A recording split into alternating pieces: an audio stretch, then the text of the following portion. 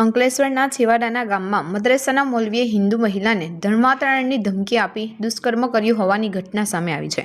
પાનોલી પોલીસે આરોપી મૌલાનાની ધરપકડ કરી કાયદેસરની કાર્યવાહી હાથ ધરી છે. અંકલેશ્વરના છેવાડે અને સુરત જિલ્લાને અડીને આવેલ એક ગામમાં રહેતી હિન્દુ મહિલાનો પરિચય તેની અન્ય બહેનપણી થકી મુલાકાત બાદ મૌલવી અડવડ બેમાતના જોડે થયો હતો. જે બાદ વારંવાર મહિલાને મૌલવીએ મેસેજ મોકલવાની તેમજ કોલ કરી વાતચીત કરવાની શરૂઆત કરી હતી.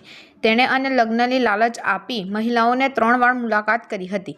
જે બાદ લગ્ન કરી લેવા કહેતો હતો. દરમિયાન ગત 9મી નવેમ્બરના રોજ મદ્રેસા ખાતે આવેલ ઘેર બોલાવી હતી અને તેને પાણી પીવડાવ્યું હતું. જે બાદ મહિલા અર્ધ બેભાન જેવી થઈ જતા તેની મરજી વિરુદ્ધ 2 વખત દુષ્કર્મ કર્યું હતું. મહિલાને ભાન આવતા જ મુસ્લિમ ધર્મ અપનાવી લેવા અને ધર્મ અંગીકાર નહીં કરે તો બદનામ કરવાની તથા તેના બાળકોને જાનથી મારી નાખવાની ધમકી આપી હતી. ઘટના બાદ મહિલાએ મૌલવી સામે પાનોલી પોલીસ સ્ટેશનમાં ફરિયાદ નોંધાવી હતી.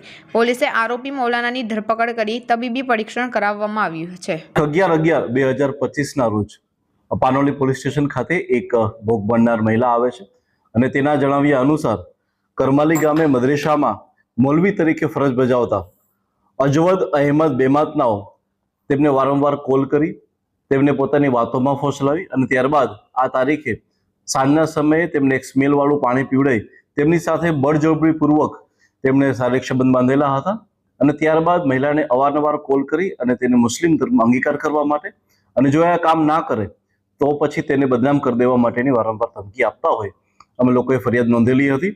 ફરિયાદ નોંધ્યા બાદ અમને ધ્યાનમાં આવ્યું છે કે જે મૌલવી અજમદ અહેમદ બેમાત છે તે કેનેડાના સિટીઝન છે અને અહીંયા ઇન્ડિયાની વારંવાર મુલાકાત રહી છે અને આ દરમિયાન તે મહિલાઓની સાથે એણે આવું કૃત્ય કરેલું છે. આ વસ્તુની જાણ થતાં જ અમારા દ્વારા એફઆઈઆર નોંધવામાં આવે છે. એફઆઈઆર નોંધી અને આરોપીને જેલ હવાલે કરી અને તેના 10 દિવસના રિમાન્ડ લેવામાં આવે છે. હાલમાં અમારી તપાસ ટીમ જે છે એ ખૂબ જ ઊંડાણપૂર્વક આ વસ્તુની જાંચ કરી રહી છે કે તેણે આ સિવાય એણે કઈ જગ્યાએ ભારતની બહાર પ્રવાસ કરેલો છે અને કેવી રીતે એને આ બધા કૃત્ય કરતા હતા. Thank you. સર, આ સિવાય કોઈ વ્યક્તિને અગાઉ એને કઈ ભોગ બન્યા હોય કેવા કોઈ મામલા સામે આવ્યા છે? અમે લોકો તપાસ કરી રહ્યા છીએ. કેટલીક વોટ્સએપ ચેટિંગ અને બીજા ડેટાના આધારે અમે લોકો એ જોવાનો બી પ્રયત્ન કરી રહ્યા છે કે આવી કોઈ ઘટના બનેલી છે કે મૌલવીના સંપર્કમાં એક કેસને લઈને આવેલા હતા કે જેમાં મૌલવીના ખુદના લગ્ન જીવન જ્યારે ભંગાણ થયા હતા ત્યારે એ લોકોને કેસ થયો હતો અને કેસના કારણે ક્યાંક થઈ અને જ્યારે એમને ભોગ બનનાર મહિલાને મળવાનું થયું અને ત્યારબાદ એ બંનેની વચ્ચે કોલ થવા લાગ્યા. સર, લવ જિહાદનો એંગલ આમાં આવી શકે કે પછી બાકી કોઈ ફંડિંગનો ઇશ્યુ? અમે લોકો દરેક વસ્તુને ચેક કરી રહ્યા છીએ, પરંતુ આની અંદર જે ક્લિયર કટ છે, મહિલાને એક પુસ્તક દેવામાં આવે છે જેમાં એ મુસ્લિમ ધર્મને અંગીકાર કરે અને કેવી રીતના મહિલાઓએ કઈ વસ્તુનું ધ્યાન રાખવું જોઈએ એવી પુસ્તક દ્વારા અને વારંવાર વાતચીત દ્વારા જે છે એ મહિલાને મુસ્લિમ ધર્મ અંગીકાર કરવા માટે એમને બળજબરી પાડવામાં આવતી હતી.